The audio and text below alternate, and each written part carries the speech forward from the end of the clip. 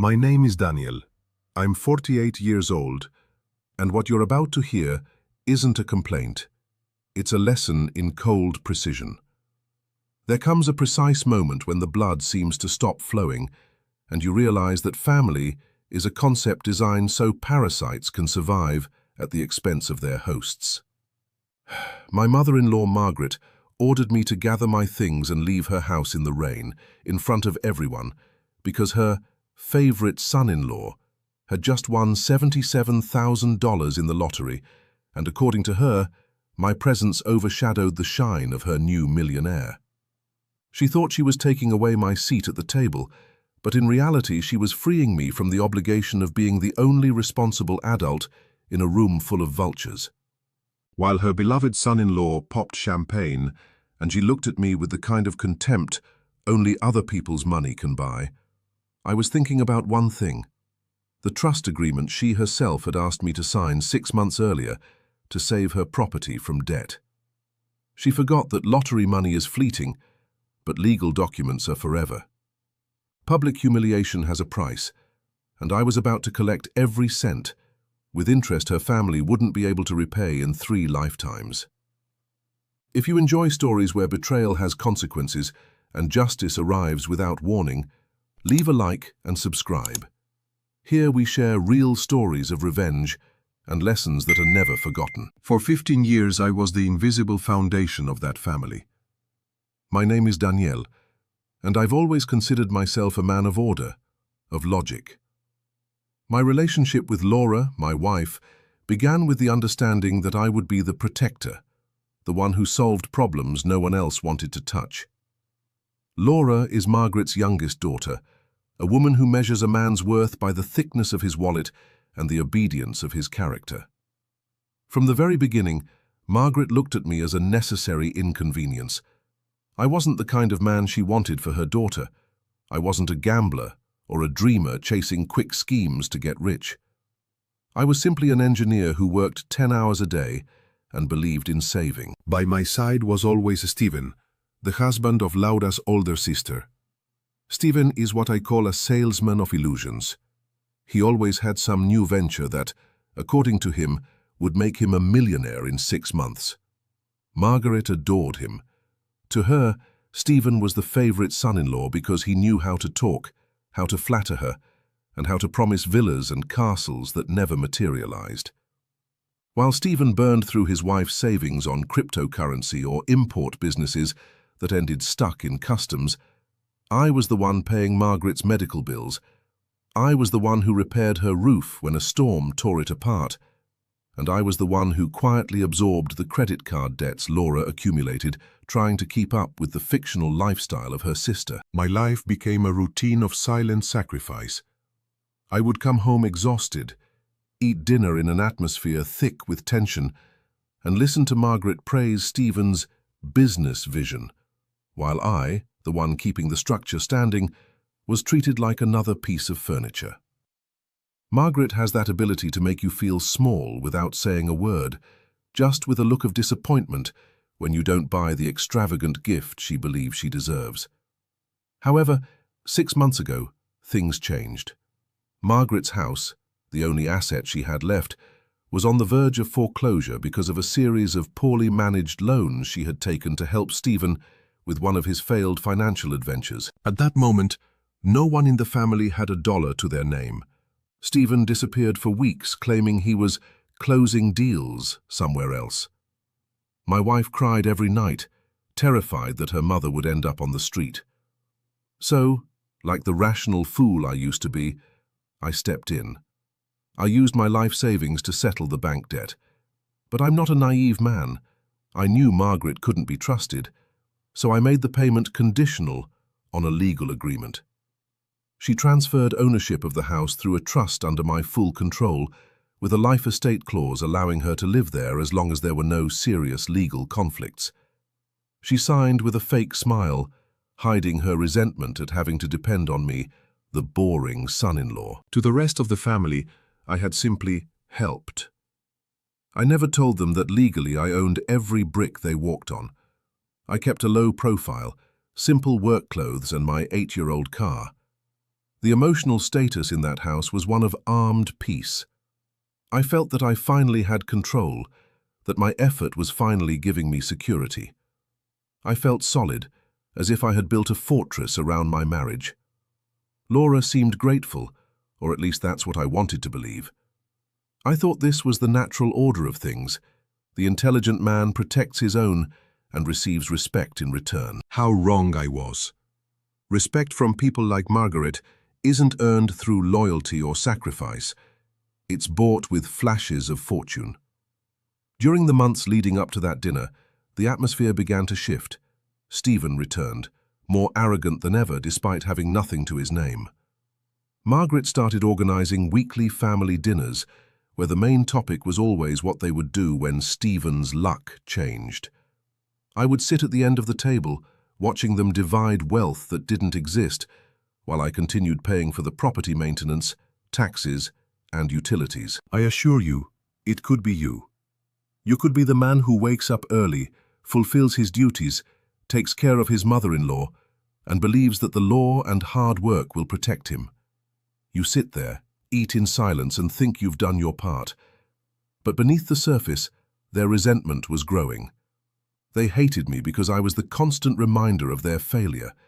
They hated me because I owned the table they ate at, even if they hadn't fully processed it yet. The balance was fragile, sustained only by my patience. And then, that night arrived. The night when luck, or rather the cruel randomness of chance, decided to give Stephen the weapon they needed to try to destroy me. The night of the dinner was a celebration I didn't fully understand. Margaret had insisted that everyone be present. The atmosphere carried a different kind of electricity, a restrained euphoria that spilled over the moment Stephen stood up, lightly tapping his glass with a fork. His face was flushed, his smile that of a man who believes he owns the world. He pulled a piece of paper from his pocket and placed it on the table with theatrical slowness. It was the lottery result. He had won $77,000. For people with a scarcity mindset like theirs, that amount meant the end of all their problems. For me, it was barely the cost of a decent infrastructure project, but at that table, it was a divine fortune. Margaret let out a scream that pierced my ears and embraced Stephen as if she were hugging a savior. Laura, my own wife, stood up and applauded with a devotion she had never shown me, not even when I saved the house from foreclosure. I remained seated, staring at my hands. I felt no joy, only a premonition. Stephen began talking about the trips they would take, the new car he would buy for Margaret, and how the family would finally have the status it deserved. The air grew heavy. Margaret turned toward me, her face, once submissive, now transformed by a poisonous arrogance. She walked to the head of the table where I sat and placed her hands on the tablecloth. "Daniel," she said in a cold, cutting voice, "I think this is the moment we realize who doesn't belong here. Stephen is the future of this family. You've always been an obstacle, a grey man who only talks about debts and saving pennies. We don't need your charity disguised as help anymore." I looked at Laura, waiting for a sign, a gesture of defense, but she avoided my gaze. She was too busy admiring the ticket in Stephen's hands. In that moment, I understood that my loyalty meant nothing in the face of quick money. The betrayal wasn't Margaret's words. It was my wife's silence. "I want you to leave," Margaret continued, pointing toward the door with a finger trembling from adrenaline. "I don't want you at my table or in my house. Tomorrow, Laura and I will pack your things. Stephen will pay everything we owe, and much more. You have no power over us anymore." I stood up slowly. I didn't shout. I didn't slam the table. My anger was a block of ice in my stomach, solid and heavy. Stephen looked at me with a smirk of superiority, savoring every second of my humiliation. "You heard the boss, Daniel. Money attracts money. And engineer, you smell like sweat and old habits." I felt the heat rising up my neck, but I held it in. I looked at each of them, my sister-in-law laughing, Stephen puffed up like a peacock, and Margaret, the woman I had saved from ruin, throwing me out like a dog. I walked out of the room without saying a word. I went to the entrance, grabbed my jacket, and felt the cold rain hitting the windows. As I walked toward the door, Margaret shouted behind me, "And don't even think about claiming anything. Stephen will make sure to erase every trace of you from this house." I closed the door behind me. I stood under the porch for a moment, listening to the laughter coming from inside. They had expelled me from the house I legally owned. They had humiliated me in front of the woman I shared 15 years of my life with. I felt empty. But in that emptiness, absolute clarity was born. They thought the game was over because they held $77,000 in their hands. What they didn't know was that I held the deed, the trust agreement, and the patience of a man with nothing left to lose. I walked toward my car under the pouring rain. My clothes were soaked, but I didn't care. The cold water helped me think. That night I slept somewhere anonymous, without closing my eyes, reviewing every clause of the documents stored in my office. Being physically expelled from my home was the biggest mistake Margaret could have made. By throwing me out, she violated the clause of coexistence and respect that protected her right to remain on the property. Legally, they had just become trespassers in my home. Moral justice wouldn't be fast, but it would be surgical. The next morning, I didn't look for explanations or send messages begging for reconciliation. A man who knows his worth doesn't negotiate with those who despise him. I went straight to the office of an old colleague, a property law attorney named Mr. Carter. I wasn't looking to comfort. I was looking for clean execution. As soon as I walked in, I placed the trust agreement and the records of the debts I had settled months earlier on his desk. Mr. Carter read the documents in silence, adjusting his glasses while I watched the rain strike the window. The plan wasn't born from hatred, but from mathematical logic. The agreement clearly stated that Margaret retained a life estate in the property under strict conditions, maintaining family peace, and above all, an explicit prohibition against allowing third parties to live there without my written consent. By inviting Stephen to move in and by violently expelling me from my own property, Margaret had invalidated her right to remain.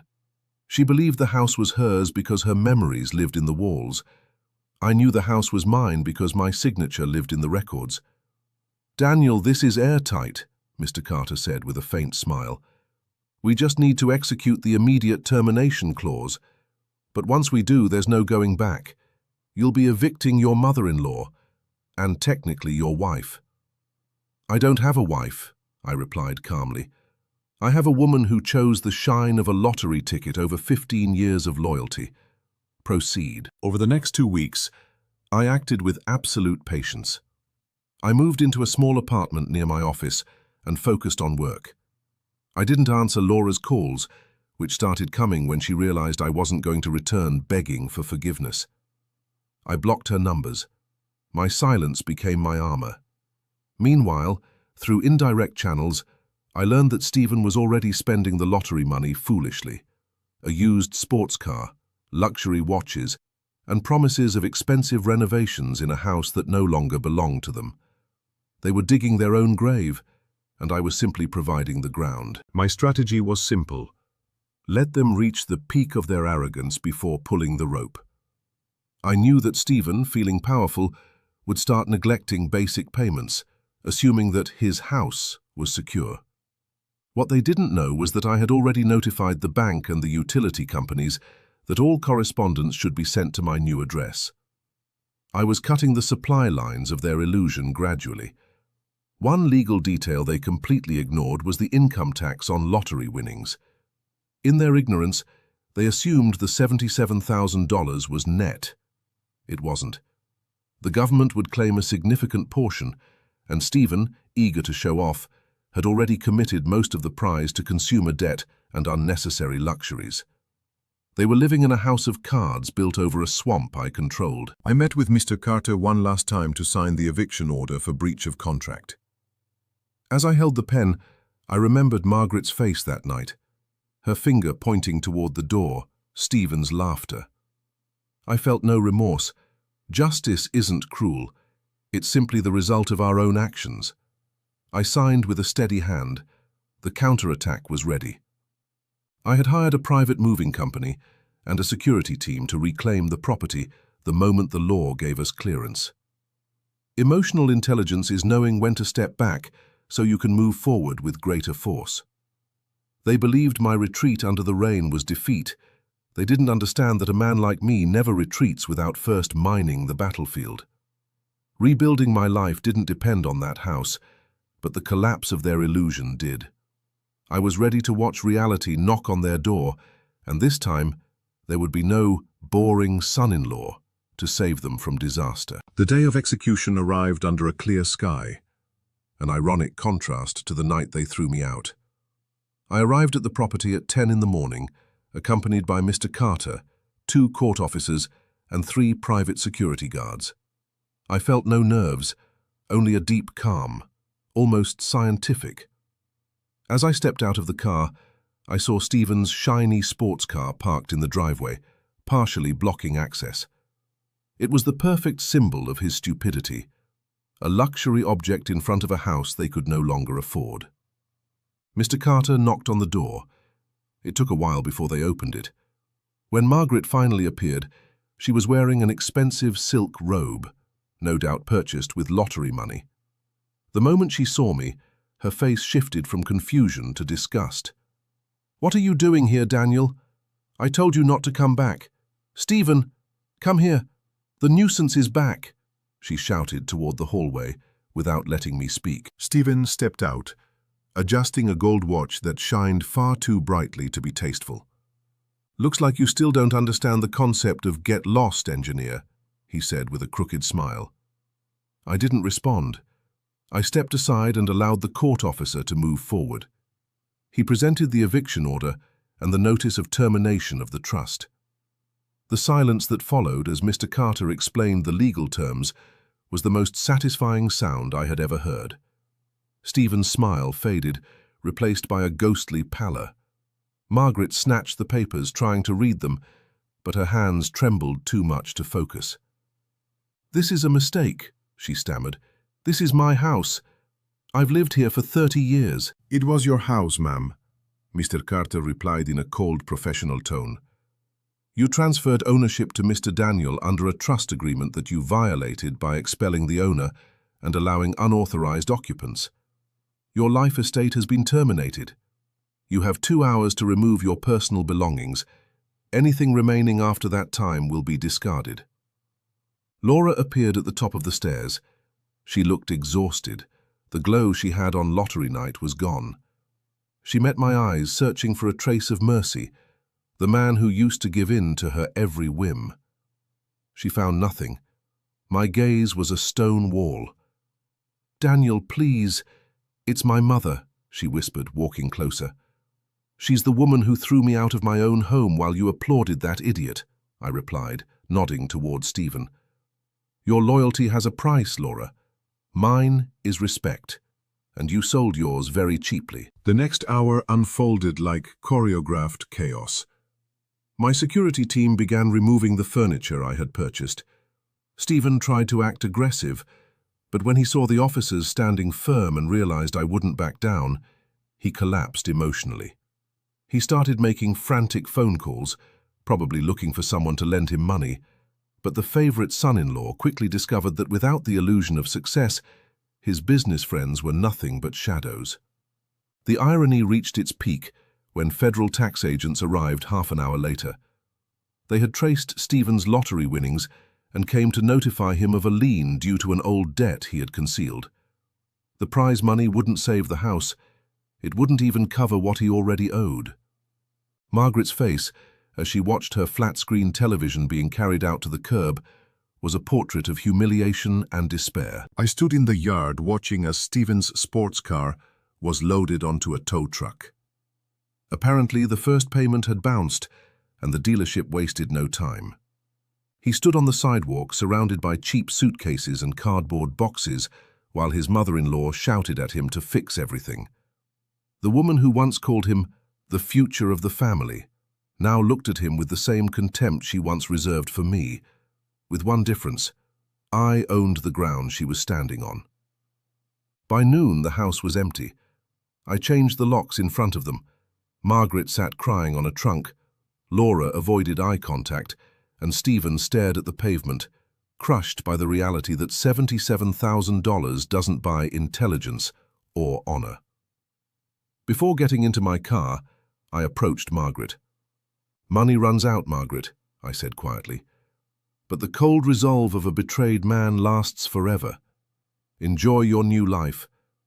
I hope Stephen proves to be the provider you always claimed he was." I got into the car and drove away. In the rearview mirror, I saw the three of them standing on the sidewalk, an image of absolute defeat. I didn't feel explosive satisfaction like in the movies. I felt something better, cold, rational closure. The debt had been paid. 6 months have passed since I closed that door, and life has confirmed what I always suspected. People don't change. They simply run out of options. Through mutual acquaintances, I learned that Laura tried to reach me, sending long emails about forgiveness and how she had been carried away by the moment. I didn't read them. When someone shows you that your value is negotiable depending on the balance of a bank account, they are giving you the most valuable information in the world. Believing them a second time isn't kindness, it's stupidity. Stephen and Margaret ended up living in a small apartment in a neighborhood she used to mock. The favorite son-in-law spent what remained of the prize money on lawyers and poorly managed debts. The last I heard, Margaret was suing her own beloved son-in-law over the money that disappeared. The loyalty they once bragged about devoured itself the moment hunger and reality knocked on the door. It's the natural fate of parasites. When the host leaves, they end up biting each other. I sold the house.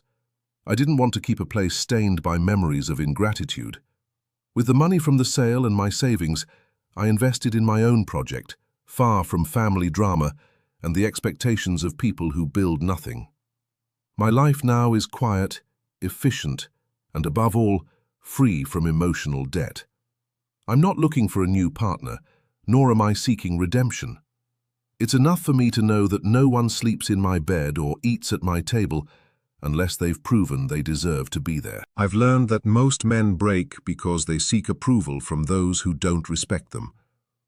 I made that mistake for 15 years, believing that sacrifice would earn me a place in that family's heart. How wrong I was.